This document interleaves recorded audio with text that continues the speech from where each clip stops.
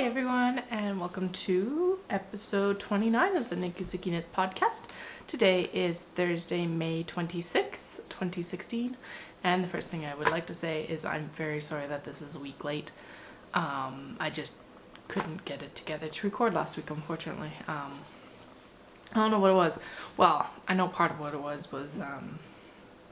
Dallas ended up working some overtime up in camp, and so normally he's a week in, week out, so he's Tuesday to Tuesday, and normally he comes home on Tuesdays, but they kept him up there for a couple extra days, so he's coming home Thursday, and so Wednesday I just sat around and I actually pampered myself. I did my nails and I had my hair done and I painted my toenails, all that. And just read and knitted and didn't feel guilty about it, which was fantastic. But it also meant that I didn't record that day. And then I ended up going out Thursday morning to do something. And then his flight got delayed. So I came home and I'm like, well, then I'll record on Thursday. Because otherwise I was going to do it on Friday. But then my battery was dead. So I couldn't even do that. And these are all excuses instead of reasons. And honestly, the reason was I just did not record last week, and I'm sorry for that. But anyway, since it has been 2 weeks, I actually have quite a bit to show you, which is fantastic, as well as the giveaway for the Japan items that I had as well.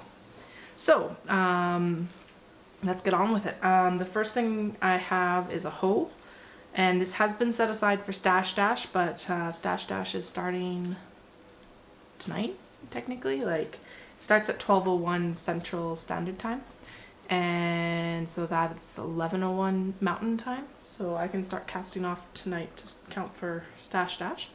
But in the meantime, I have a hoe. So this is one sock of a pair of Hermione's Everyday Socks. Now the combination of this pattern and this yarn is making for a really stiff upper sock, and so it wasn't. I already have problems fitting a heel flap and gusset over my foot, and I found that the upper part was really stiff.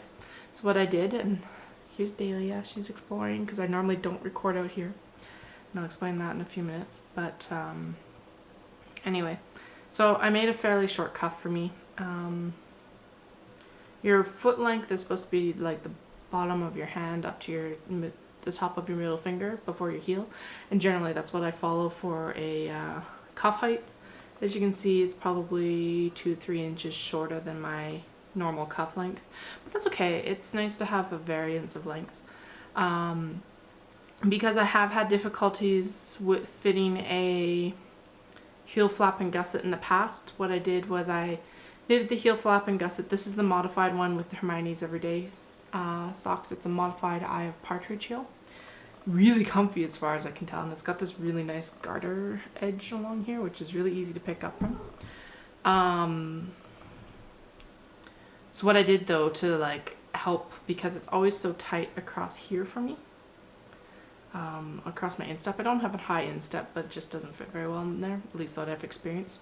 So what I did was I left 4 extra stitches on the bottom. I didn't decrease them right away, and so I knit 4 extra stitches through most of the foot. Actually, I didn't decrease them until the toe, and they feel like they're going to fit really nice. The last time I showed these to you, I think I just actually finished the heel flap, or most of it. That's where my progress keeper is, so I would have done the whole foot. And yes, these are going to start being added to my shop after Olds. This one's mine though. So I got quite a bit of progress on these. The toe is long, because I didn't plan for it correctly. I should have knitted further, but I didn't, so I did my decrease round, and then I did 2 rows of plain knit, and then I did decrease round, and so on. Anyway, the Hermione, this is Regia Floromania, so it's super bright. And Hermione's Everyday Socks is by Erica Luder. Free pattern on Ravelry, and really nice, really simple pattern to follow as well. I would knit it again. Well, obviously I need to knit the other sock, but I would knit it again, but I think what I would do is I'd only do patterning on the front. I did do patterning all the way down the foot though too, And the other thing too is I'd choose probably more variegated yarn because honestly this just kind of gets lost. A, because the yarn is so bright. It shows up a lot better in person than I'm seeing on the camera. You can kind of see it. It's just a little bit of texture. So like no complaints about the pattern whatsoever. I just, for that yarn and that texture, it just made it really stiff for some strange reason. So not like Floromania is the softest yarn ever either. So, and those are on US 1 2.25 millimeter needles. Then the other one that I'm working on right now is the Regia socks for Dallas. And so the first one is mostly done actually. And I'm doing, so last time I said that I was going to do contrasting toes and heels, where I'm doing an afterthought heel slash like short row heel afterwards. But what I decided to do is actually contrasting toes and cuff. And I wouldn't even have had to do that actually. I see how much yarn I have left. But now I've got enough to knit the heel in the pattern, which will look really cool too. And use up more of it than I would normally. And I really like how these patterning sections actually look a little bit different in every part. Actually, I just realized how like pixely dotted this one looks like, and that's really cool. So that, I'm counting this pair 45% done on that sock because I count the heel about 5 to 10% of the work for a pair, 10% of work for the pair. And this is the other sock, so I'm actually quite a ways into it too. Basically what I'll do is I'll just knit until I match the other one. And I think, yeah, I'd count that a third of the way done-ish. They're not going to match, I told him that, and he said it's fine. And it's not going to match anyway, because as you can see the patterning doesn't match most of what's on this sock either anyway. But I'm really enjoying it. I love this self-patterning yarn. It's really cool to work with. And that's a Regia Arn and Carlos 4-ply.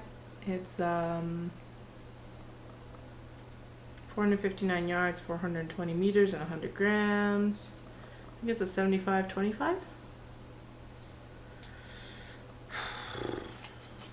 Weird. Yeah, 75% wool, 25% nylon. Well, polyamide, which is essentially nylon. And the heels and toes are getting knit out of the West Yorkshire Spinners Signature 4-ply in Signature 4-ply in black. That's easiest to call it. And yeah, so I'm really enjoying those. Dallas really likes them as well. He likes the patterning on them, so that's always nice. Then the other thing I did a lot of work on actually this week, this is something you didn't see last time, it is something though that I talked about casting on for Japan, which didn't happen. But I've been working on the Antarctis. So this is a 1 skein sock weight shawl, or fingering weight shawl by Janina Janina Callio, Antarctis. I will link this in the show notes just so you know.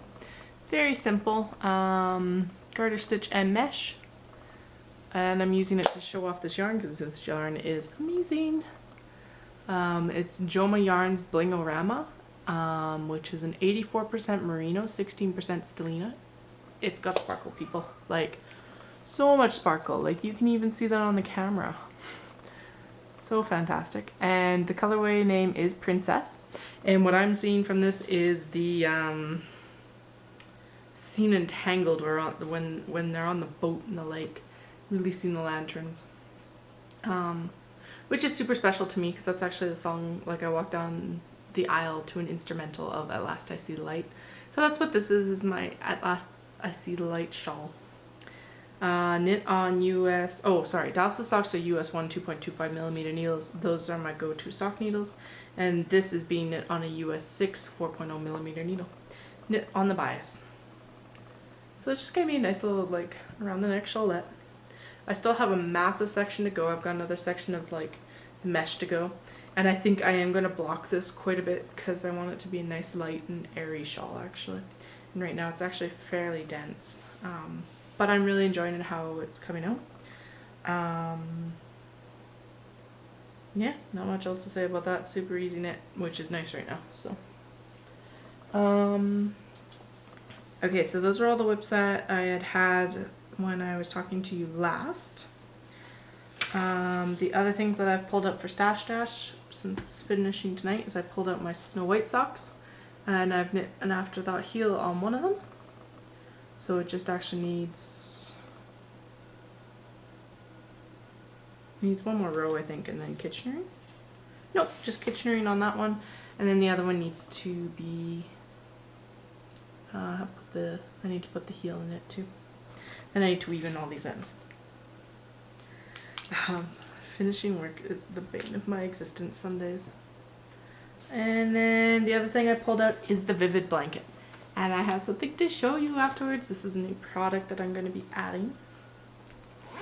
But I'm knitting the Vivid blanket by Tin Can Knits, which are a whole bunch of squares that are lace. So I did actually, so this is the one I'm working on right now. I finished another red square since I've talked to you folks last. So this has not really been officially hibernating, but it hasn't been something I've worked on for a bit.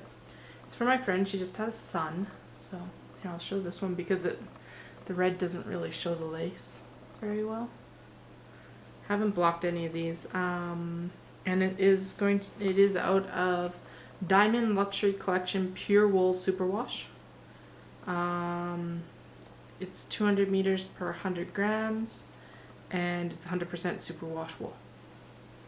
So I've got like the red, this blue, yellow, and a green. Kind of a sagey green, I would put that. It pretty much matches the little guy's sweater that I made him for, well, that I had finished when he was born. So, and that is on US 9 5.5 millimeter needles. Okay, and then I did actually spin last week as well. So I started spinning Sweet Georgia Yarns September 26, 2015 club. This is Superwash Tarhi in their Open Hands colorway. I really like how it's coming out. I'm trying to spin for worsted for the Bradway shawl by Shannon Cook. That's what I want this to be when it grows up. So I split the braid in half. This is the first half, and then I have the other half to spin.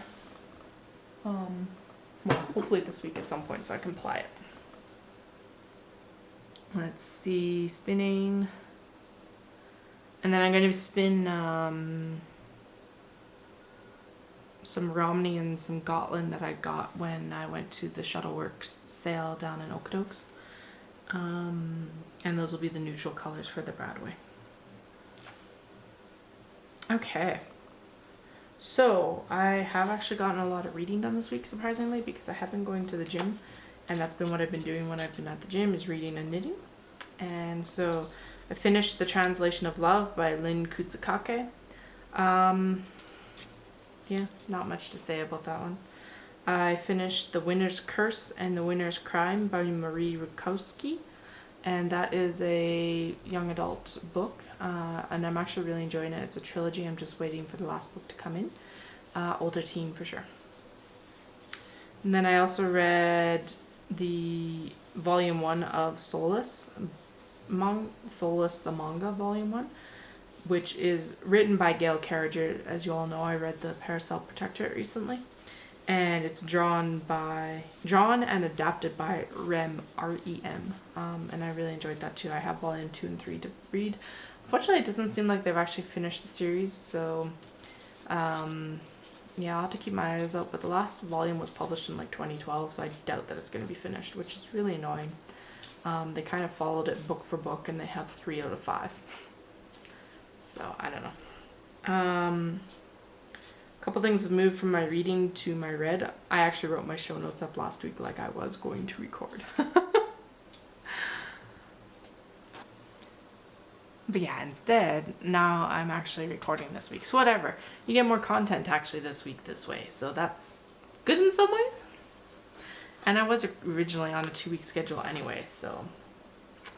Anyway, what I ended up finishing was The Kiss of Deception by Mary E. Pearson, which is the first book in the Remnant Chronicles. For some reason, and it's a trilogy, it will be a trilogy. The final book gets published in August. And for some reason, when I went to read the second book last year, the first book hadn't stuck in my head very well. So I put down the second book and I went and actually read, like, I didn't read the first book again because we were busy last summer with moving and everything, and I still haven't unpacked all my books, so that's where it was for the years. But I decided that I should probably sit down because I'm running out of other books to read right now, and I haven't really latched on to any other series yet that I can get at the library easily. And so I sat down and reread The Kiss of Deception, and then I read The Heart of Betrayal, which is the second book in the Remnant Chronicles. And the cover's so shiny. Really enjoyed this one though. Rereading The Kiss of Deception, it's not a bad book, but I like The Heart of Betrayal a lot better. Yeah, it's just like, I've read a few series recently where the author doesn't seem to hit their stride until their second, third book. And this seems to be that case again, is like, I really enjoyed The Heart of Betrayal. The first book, like, there's nothing wrong with the first book, but I think the author hit her stride with The Heart of Betrayal. The same thing happened for me in the Throne of Glass series as well. I didn't really get interested until the third book. Worth reading, no doubt, but Sarah J. Maas definitely hit her stride with the third book over the first and second even. Anyway, that brings me to what I'm reading. So what I'm reading right now is The Kingdom of Little Wounds by Susan Locale. And this book needs some discussion. A lot of what I read is supposed to be young adult. And this is marketed as young adult. But I would like to point out that just because a book has fairy tales in it does not make it young adult. I don't know why this is in the young adult section. There's been a bunch of debate about it. But this is an adult book. It's at least a 17 to 18-year-old book. Minimum. It deals with a lot of subject matter that is not appropriate for younger children or younger teens. I wouldn't even give this to my niece to read, and she's 15. Excuse me. Yeah, it's definitely an adult book. It deals with a lot of things that just aren't appropriate, and I don't get why it's in the young adult section. But like, it's not even limited to like very specific discussions of venereal diseases like syphilis. So yeah, just because a book, and this is not the author's fault, this is nobody's fault except for the marketing. Just because it has fairy tales in it, it is not a young adult book necessarily. Fairy tales started out as court stories, and there's, as far as I know, in medieval France, there's not very many children at court. And the other thing I want to discuss is, why does every medieval Scandinavian book that I read have such a dire story and dire consequences? Just like the last one I read that was set in this one actually doesn't give a city name, but it's set in the same area. But it was The Miniaturist, and if you've listened to me for a while, I talked about it too. But it had like severe consequences for one of its main characters. And this feels like it's going to have the same kind of tone. So I'm enjoying it, actually.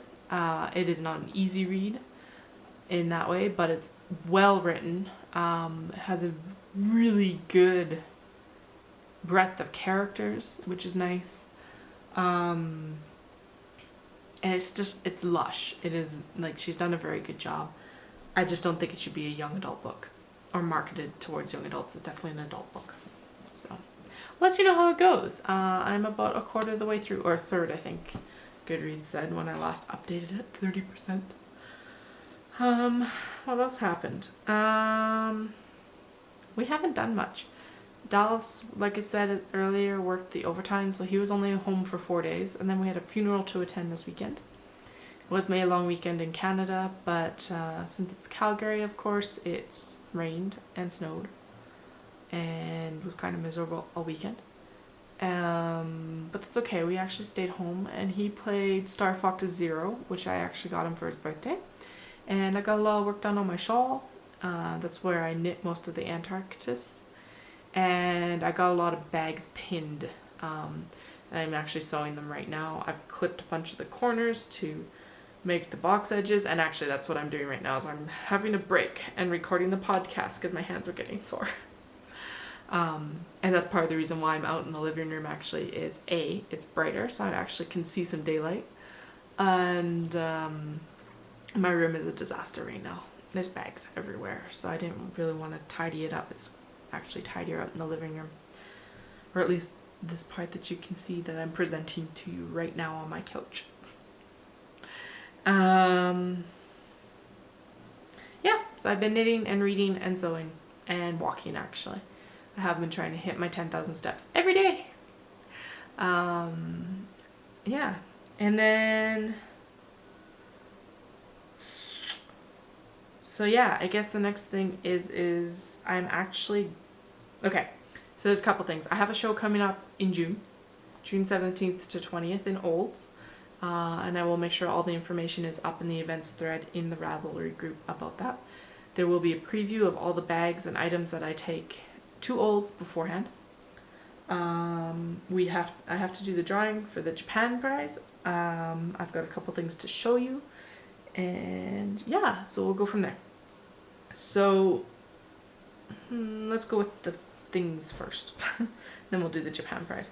So I have patterns that are going to go up for testing within like the next couple days, if they're not up already. Look again in the Ravelry group. There'll be a test knitting thread, and that'll take you to links to all the different tests. And I love the name for these. And take as many innuendos from this as you would like, but I have called them, it's a collection. It's going to be 2 hats and a pair of socks and a pair of mittens, and it's out of variegates, so you can use up those single skein of variegates that you have in your stash. So DK, and then 3 fingering ones, and the title of it is Ridged for Your Pleasure. I'll let you think about that for a moment. It's basically vanilla with a twist, which is why it's called Ridged for Your Pleasure, but all I can think about is other things when I say that. And basically what it is it's just a very simple texture pattern, which you can get if you get the pattern. I did actually just record this part and gave away the secret sauce, and I'm like, nope, I can't do that. So anyway, so this is the sock. I've designed them for men and women, like men's sizing and women's sizing. This one I did do contrasting heels and cuffs, because Dallas likes tall socks, but honestly you don't have to do that. I haven't written it for contrasting, just for the skein, but yeah. The texture is not to break up pooling. It is to accentuate certain parts. These are the mittens. For some reason I only have 1 mitten and 1 sock, but these are fingering weight, and they're written for all different yarns. This is a Cascade Heritage Silk, I think it's their merino silk blend. This is an online super sock for Fadig, so 4 ply, with the West Yorkshire spinners contrasting. This is Madeline Tosh sock. Both the hats are slouchy, and they are for my Gigantor head as well. So you can actually make them more like a beanie if you fold up the brim. Fold up the brim. Sounds like roll up the rim. I'm having problems. Okay, there we go. So yeah, but like super comfy. The brim being folded up would be extra insulation over your ears. Or you could totally do it as a really slouchy hat actually, which looks better on me than a beanie, that's for sure. Goes well with my hair right now too. I actually did get my hair redone and it was so fantastic, and she said the color should be better this time because if you didn't notice, it was fading a little bit when I got it redone. But she said because there's more pigment, it should stick better. Although now it's messy. There's one more hat to go. This is actually Dragonfly Dye Works in her DK as well. Although it looks like her online shop is closed, so you'll just be able to get it at shows. But it's a little bit less slouchy. Could make it a little bit slouchier. I had quite a bit of yarn left. Enough yarn to make it slouchier. But yeah, they've already been tech edited, which will help quite a bit in the testing. So basically, you should just be able to sit down and knit them. And then once they are test knit, just to make sure, I will be hosting Locale, and everybody who tests for me is welcome to enter their test item into Locale. I'm not going to make you knit it again, because that would not be cool. Unless you want to, of course. And if you knit all 4 patterns, all the power to you. That's 4 entries, and I'll figure out all of that information for Locale once it starts. So that was that news. That's the designing news. And then I'll share the one big item with you, and then we'll go on to the drawing for Japan and then shop news.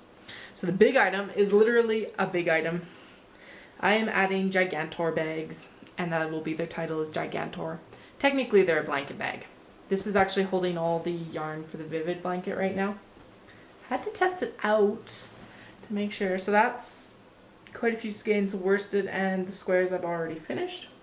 It's double the height of my large wedge. So if you own a large wedge comes up to about here. So this size will also be a good option for very large sweaters and large projects.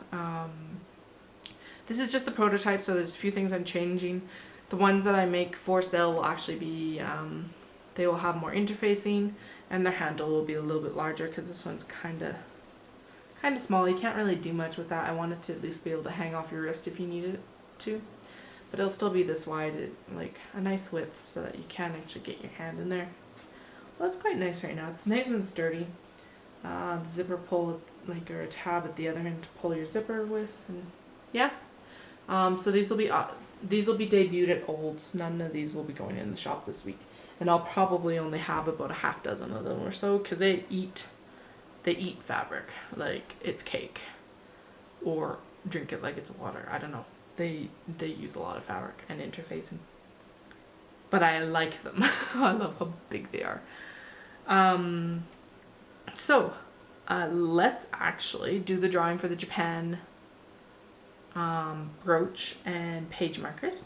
So everyone was entering for the sheep brooch and the alpaca page markers, and we had 8 entries, so you have a very high chance actually of winning. Sorry, I'm just bringing up the Ravelry thing so I can actually read people's responses. And I've already got breaking things. So it's 2 to number 8, and I'm going to hit generate, and the result is number 5. So number 5 is actually Angie Ship. Oh, I really hope I pronounced that properly, my dear. So Angie Ship, let me know your address, because I don't think I have it. I feel like you've won something in the past, but I can't remember if it was a physical object or like a digital one. So please send me your address again, because it's probably already buried. So the prompt was that what is your dream trip? Or if you've already done your dream trip, what does it change to? And her dream trip is going to the UK. She's always wanted to visit Scotland and Wales and would love to go to England as a bonus. And she'd also love to do a train trip across Canada. And I totally agree with the train trip across Canada. The Rocky Mountaineer actually goes on the tracks right behind me. And it's so cool to see it. I've always wanted to do the Rocky Mountaineer at least. Just taking the train even down from Montreal to Poughkeepsie for Rhinebeck was really cool. So anyway, Angie Ship or Andrea, please PM me your address and I will get the brooch and the page, like sticky notes out to you as well. Yay! I'm so glad that that went off well, and a bunch of people answered actually with what they would like to do as well. And man, there are so many different trips that I need to do too. Let's see, what else was there? I guess it's just shop news. So I will attempt and do my best to actually record next week. We don't have quite as crazy a week, so it should be a little bit easier. And the shop news section is going to be really short, so I will chat with everybody who wants to go now. I'll chat with you next episode. And everybody who's staying, this will be short. There is supposed to be a shop update on May 30th, which is Monday. I don't actually know if it's going to happen. I really want to get one more in before Olds, but I'm still sewing, and I'm sewing like a mad woman. I think what I'll try to do, I think I will actually, I'll still be updating, but let's do, I'm gonna shift the update to the 3rd, so that gives me a chance to actually show you what will be going into the update before I do the update, and then that'll be just under 2 weeks before I close the shop for Olds, because I'll be closing the shop on June 16th for the Olds Fiber Festival. So it'll now be June 3rd, Friday, June 3rd, and it will be at